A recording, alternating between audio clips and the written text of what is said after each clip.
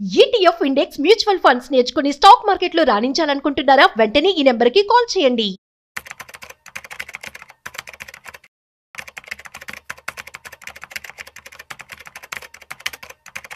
So రమ్మ, retirement అయిన తర్వాత చాలా మంది కొన్ని మిస్టేక్స్ చేస్తూ ఉంటారు.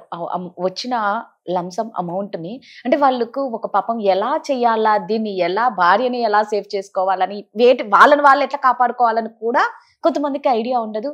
పిల్లల మీద ఉన్న ప్రేమ అలాంటిది, బ్లైండ్ గా మనం వెళ్ళిపోతూ ఉంటారు పేరెంట్స్. సో అసలు ఎలాంటి మిస్టేక్స్ చేస్తారు, ఎలాంటి మిస్టేక్స్ చెయ్యకూడదు, వీళ్ళు ఆ ఏజ్ లో జాగ్రత్త అనేది చాలా ఇంపార్టెంట్ వాళ్ళకి. ఎవరైనా 4 రూపాయలు ఉంటేనే చూస్తారు తప్ప, అది పిల్లలైనా ఎవరైనా, డబ్బులు లేకపోతే ఎవరు చూడరు. అంతా డబ్బులుండి కూడా కొందరు ఏమీ లేని స్టేజ్ లోకి వెళ్ళిపోతారు. కరెక్ట్. సో ఎలా వీళ్ళు ఆ టైంలో ఎలాంటి జాగ్రత్తలు తీసుకోవాలి? నువ్వు అన్నట్టు పంచదార ఉన్న చోట చేవలన్నీ మోగుతా అన్నట్టు, డబ్బులు ఉన్నప్పుడే అందరూ మీ చుట్టూ ఉంటారు. సో రిటైర్మెంట్ కార్పస్ మనీ చేతిలోకి వచ్చినప్పటి నుంచి రాకముందే ప్లానింగ్ ఉండాలి. బేసికలీ వచ్చిన దగ్గర నుంచి ఎలాంటి ప్రాబ్లమ్స్ ఫేస్ చేస్తారంటే, ఎంతమంది క్లయింట్స్తో మాట్లాడుతున్నప్పుడు తెలిసే ప్రాబ్లమ్స్ ఏంటంటే, మోస్ట్లీ చాలా మిస్టేక్స్ చేస్తూ ఉంటారు. అందులో ఫస్ట్ మిస్టేక్ ఏంటి అంటే, డబ్బులు రాగానే కొంత, అంటే వీళ్ళ కోసం ఉంచుకోరని నేను చెప్పను, కొంత కొడుక్కి, కొంత కూతురికి, తర్వాత కొడుకు పిల్లలకి, కూతురు పిల్లలకి ఎంతో కొంత అలా అందరికీ ఇచ్చేస్తారు. ఇచ్చిన తర్వాత మిగిలిన డబ్బులతోని వీళ్ళిద్దరు, హస్బెండ్ అండ్ వైఫ్ ఇద్దరు ఉండాలనుకుంటారు. ప్రాబ్లం ఎప్పుడు వస్తుంది అంటే, నువ్వు ఫ్యామిలీకి ఇవ్వడం వల్ల కాదు ప్రాబ్లం వచ్చేది. ఫ్యామిలీకి ఇచ్చిన తర్వాత నీ వెనక నీ వైఫ్ ఒక ఉంటారు. సో హస్బెండ్ ఎప్పుడు కూడా వైఫ్ గురించి కాదు, పిల్లల మీదే ఉంటది ఎక్కువ. ఎప్పుడైతే నీకేమైనా అవుతుందా అంటే, అప్పుడు తర్వాత చూసుకోవడానికి ఆమెకి ఎవ్వరు ఉండరు. మల్టిపుల్ కేసెస్ నేను చూసాను ఇట్లాగా, స్పెసిఫిక్ గా ఆడవాళ్ళతోని. అయితే మనీ ఉంటే ఆ మనీ కూడా వాళ్ళు మా పిల్లలకే ఇచ్చేసి, ఎందుకంటే ఆవిడకి హ్యాండిల్ చేయడం రాదు, సో ఏం చేస్తారు, డబ్బులు కూడా పిల్లలకే ఇచ్చేసి నువ్వే చూసుకో అని చెప్పిన రోజులు ఉన్నాయి. అండ్ సెకండ్ కేసు ఏంటి అంటే, హస్బెండ్ ముందే అందరికి పంచడం వల్ల తన దగ్గరకు వచ్చేటప్పటికి, వైఫ్ దగ్గరకు వచ్చేటప్పటికి తనకి ఏమి మిగలకపోవడం, తర్వాత తను చూసే వాళ్ళు ఎవరు లేకపోవడం. సో ఇవి రెండు జరుగుతాయి. So first and most important, మీ దగ్గర రిటైర్మెంట్ కార్పస్ వచ్చినప్పుడు ఇది ఇంత, ఇది ఇంత, ఇది ఇంత అని వీలునామా రాయండి, కానీ చేతికి డబ్బులు ఇవ్వకూడదు. మీ తర్వాత వాళ్ళకి వెళ్ళాలి, కానీ మీరు ఉన్నప్పుడు కాదు. మీ తర్వాతనే వాళ్ళకి వెళ్ళాలి. మీ తర్వాత, మీ ఆవిడ తర్వాత మాత్రమే మీ పిల్లలకి వెళ్ళాలి, మీరు ఉన్నప్పుడు కాదు. ఉన్నప్పుడు పండగలకి పబ్బాలకి డబ్బులు ఇవ్వండి, అంతేగాని పంచేయద్దు, పంపకాలు చేయొద్దు. This is the most important and అంటే చాలా పెద్ద తప్పు. ఇది చేయడం వల్ల ఏమవుతుందంటే, మీరే దూరాన్ని పెంచుకుంటున్నారు రిలేషన్షిప్ లో కూడా. ముందు డబ్బులు ఇచ్చేస్తే తర్వాత వాల్యూ ఉండదు కదా, first thing. And second most important mistake చేసేది ఏంటంటే, రిటైర్మెంట్ కార్పస్ రాగానే ప్రాపర్టీస్ మీద ఇన్వెస్ట్ చేయడం. సో నా పిల్లలకి ఉంటుంది అంటే, ఈ ప్యాటర్న్ కూడా చాలా ఎక్కువ అబ్జర్వ్ చేశాను రాదా. అంటే ఒక బిల్డింగ్ తీసుకుంటారు, లేకపోతే 2 ఫ్లాట్లు 3 ఫ్లాట్లు తీసుకుంటారు, ఒకటి నా కొడుక్కి, ఒకటి నాకు, ఇంకోటి నా కూతురికి అన్నట్టుగాను అట్లా తీసుకొని ఉంచుకుంటారు. మొత్తం తీసుకొని వీళ్ళకైతే ప్రాపర్టీ ఉంటుంది. అంటే వీళ్ళ ఉద్దేశం ఏంటి, నా తర్వాత ఇవి 2 పిల్లలకి ఇచ్చేస్తాను, నేను ఉన్నంత వరకు ఒక దాంట్లో నేను ఉంటాను, ఒక దాంట్లో నాకు అద్దె వస్తుంది, సో అద్దెతో నేను బతికేయచ్చు, నాకు ఇల్లు ఉంటుంది, అద్దెతో నేను బతకొచ్చు, ఇంతవరకు ఓకే. బట్ ప్రాబ్లం ఎక్కడ వస్తుందంటే, ఆ అద్దె కలెక్ట్ చేసుకోవడం, ఆ ఇంటి రిపేర్స్ లో కానీ వీటన్నిటిలోని ప్రాబ్లం. ఒక అంటే రెంట్ కలెక్షన్ దగ్గర నుంచి అడ్వాన్స్ దగ్గర, రిపేర్స్ దగ్గర, వీటన్నిటిని మీరు స్వంతగా చూసుకోగలిగిన స్టేజ్ ఎంత వరకు ఉంటారు? అంతే కదా, నిజమే. 60 తర్వాత మాక్సిమం ఒక 8-10 years వరకు. ఆ తర్వాత నుంచి అండ్ అప్పటికి బిల్డింగ్ పాతనైపోవచ్చు, ఫ్లాట్లు కొనుక్కుంటే పాతవైపోతాయి, మళ్ళీ వాటిలో రిపేర్లు పెరుగుతాయి, ఇవన్నీ మీరు చేయించుకోలేరు. సో ఓన్లీ రిటైర్మెంట్ కార్పస్ ని అంటే ల్యాండ్లు అప్రిషియేట్ అవుతాయి, ఫ్లాట్లు అప్రిషియేట్ అవుతాయి అన్న పాయింట్లో తీసుకుంటే, దాన్ని చూసుకునే వాళ్ళు కూడా తర్వాత ఉండాలి. చాలా మంది కేసెస్లోని, అంటే నేను చెప్తున్నది ఇలాంటి సిటీస్లో ఉన్న వాళ్ళలో ఏం జరుగుతుందంటే, పేరెంట్స్ ఇక్కడ ఉంటారు, పిల్లలు ఎక్కడో ఫారెన్లో ఉంటారు, కనీసం ఈ ప్రాపర్టీస్ని పంచుకోవడానికి కూడా వాళ్ళు రారు. చాలా కేసెస్ ఉన్నాయి అలాగా. ఎంతో మంది క్లయింట్స్ చూసాను, మా పేరెంట్స్కి అక్కడ ఉంది మేడం, మాకు రావడానికి అవ్వట్లేదు, సో వీ కాంట్ క్లెయిమ్, అది అలా ఇంకెవరో ఎంజాయ్ చేస్తూ ఉంటారు. సో అదే మనీ రూపంగా ఉంటే ఈజీగా పిల్లలకి ట్రాన్స్ఫర్ అయి ఉండేది. సో అలా కాకుండా ప్రాపర్టీస్ రూపంలో ఉండడం వల్ల అది పిల్లలకి వెళ్ళక, అది అలా ల్యాండ్ రూపంలోని, ఇళ్ళ రూపంలోని, ప్రాపర్టీస్ రూపంలో ఇక్కడ ఉంటున్నారు, పిల్లలేమో ఎక్కడో ఫారెన్ లో సెటిల్ అయి ఉంటున్నారు. సో ఇది సెకండ్ మిస్టేక్. మీ రిటైర్మెంట్ ఇన్కమ్ తోని డెఫినెట్లీ ఇంత ప్రాపర్టీస్ లో ఇన్వెస్ట్ చేస్తే, తర్వాత మీకేమైనా మెడికల్ ఎమర్జెన్సీస్ వస్తే, మీకేమైనా మెడికల్ సిచ్యువేషన్ వస్తే, లేకపోతే ఫ్యామిలీస్ అంటే మిమ్మల్ని హ్యాండిల్ చేసుకోవడానికి, ఇప్పుడు ఓకే మీరు నడవగలుగుతున్నారు, చేయగలుగుతున్నారు, తర్వాత మీ పనులు మీరు చేసుకోలేని టైంలో మీకు ఒక సపోర్ట్ కావాలంటే దాన్ని కూడా ఎవరు ఎఫోర్డ్ చేయలేరు కదా. సో మనీ ఉన్నప్పుడే దాన్ని జాగ్రత్త చేసుకోవడం నేర్చుకోవాలి. ఈ మిస్టేక్ కూడా చేయొద్దు. ఈ మిస్టేక్ అంటే రిటైర్మెంట్ కార్పస్తోని ఇల్లులు కొండాలి, ప్రాపర్టీస్ తీసుకోవడాలు కాదు.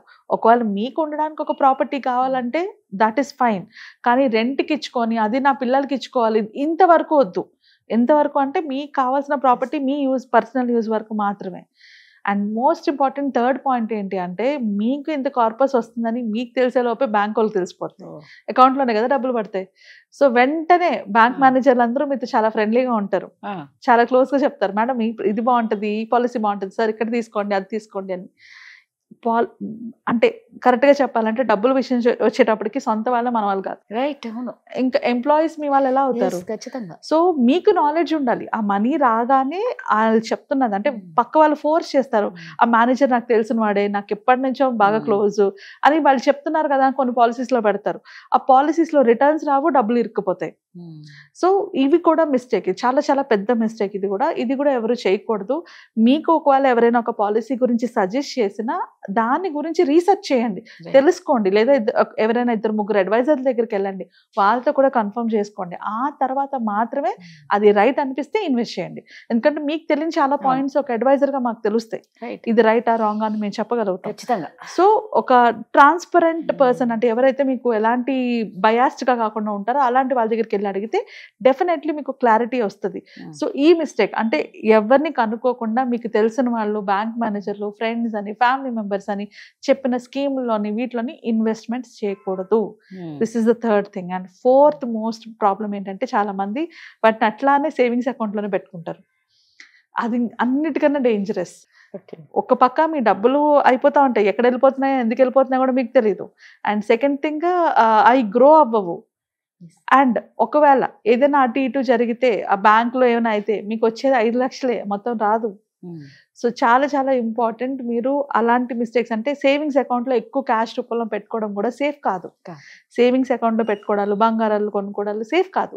మీకు కావాల్సింది, మీరు ఆలోచించుకోవాల్సింది, నెక్స్ట్ 10-15 ఇయర్స్కి నా దగ్గర ఉన్న కార్పస్ తోని నేను మా వైఫ్ ఇద్దరం ప్రాపర్ గా ఎలాగా ఉండగలగాలి అన్నది ఫస్ట్ ప్రయారిటీ అవ్వాలి.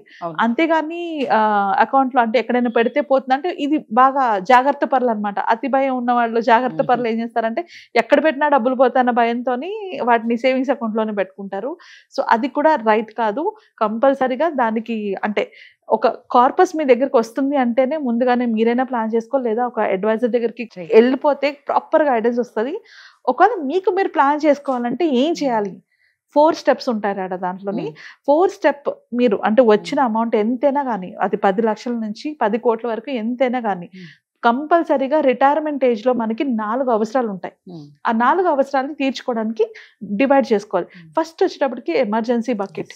ఎప్పుడు ఎమర్జెన్సీ వస్తుందో తెలియదు, ఎవరి మీద డిపెండ్ అవ్వాలో తెలియదు, ఫ్యూచర్ లో పిల్లలు ఎక్కడ ఉంటారో మనకు తెలియదు. సో ఆ ఎమర్జెన్సీ కోసం మీ దగ్గర ఉన్న కార్పస్ లో తక్కువ ఒక 20-25% అయితే పక్కన పెట్టుకోవాలి.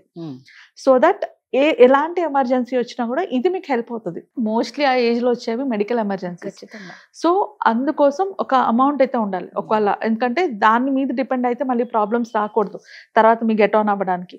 సెకండ్, మెడికల్ బకెట్ అని చెప్పేసి, అంటే మీ మెడిసిన్స్ పెరుగుతాయి, మీకు ప్రాబ్లమ్స్ పెరుగుతుంటాయి. సో వాటి కోసం ఎవ్రీ మంత్ మెడిసిన్స్ కానీ వీటికని ఖర్చుల కోసం సపరేట్గా ఒక అమౌంట్ ఉంచుకోవాలి. అప్పుడే మీ లైఫ్లో అంటే ఫ్యూచర్లోని మిగిలిన వాటికి ఇబ్బంది, అంటే మీ ఏజ్ పెరిగే కొద్దీ మెడికల్ ఇష్యూస్ పెరుగుతూ ఉంటాయి, వాటికి తగినట్టుగా అమౌంట్ కొంత పక్కన పెట్టుకొని ఉంచుకోవాలి. తర్వాత ఇన్కమ్ బకెట్, అంటే ఇప్పుడు రైట్ నౌ నాకు గెట్ ఆన్ అవ్వడానికి కూడా నాకు డబ్బులు కావాలి కదా, రిటైర్మెంట్లో నేను ఎక్కువ వర్క్ చేయలేను. సో ఇప్పుడు నా ఫ్యామిలీ గెట్ అవ్వడానికి, నా డైలీ ఎక్స్పెన్సెస్కి, నా మంత్లీ ఎక్స్పెన్సెస్కి కూడా మనీ కావాలి. దానికోసం ఇన్కమ్ బకెట్ అంటాం, దాంట్లో పెట్టుకోవాలన్నమాట. అంటే నా ప్రెసెంట్ నీడ్స్కి పెరగడానికి సరిపోయేలాగా. ఇంకొకటి గ్రోత్ బకెట్, అంటే ఇప్పుడు ప్రెసెంట్ నీడ్స్కి సరిపడినట్టు దాచుకుంటూనే ఫ్యూచర్లోని, ఇప్పుడు మీరు ఒక 10-15 ఇయర్స్ ఉంటే మీ తర్వాత వైఫ్ ఇంకొక 5-10 ఇయర్స్ ఉంటారు. సో అంతవరకు కూడా మీ దగ్గర ఉన్న మనీనే కాపాడాలి. రైట్. ఫ్యూచర్లో పిల్లలు ఎంతవరకు చూస్తారో, ఎంతవరకు డిపెండ్ అవ్వడమో అన్నది పక్కన పెడితే, మీ దగ్గరకు వచ్చిన మనీని మీరు ఇలా ప్లాన్ చేసుకుంటే ఎవరి మీద డిపెండ్ అవ్వాల్సిన అవసరం ఉండదు కదా. రైట్. అవును. సో అందుకు ఆ గ్రోత్ బకెట్ అంటే కొంత మనీ మీకు ఫ్యూచర్లోకి ఉపయోగపడేలా గ్రో అవుతూ ఉండాలి.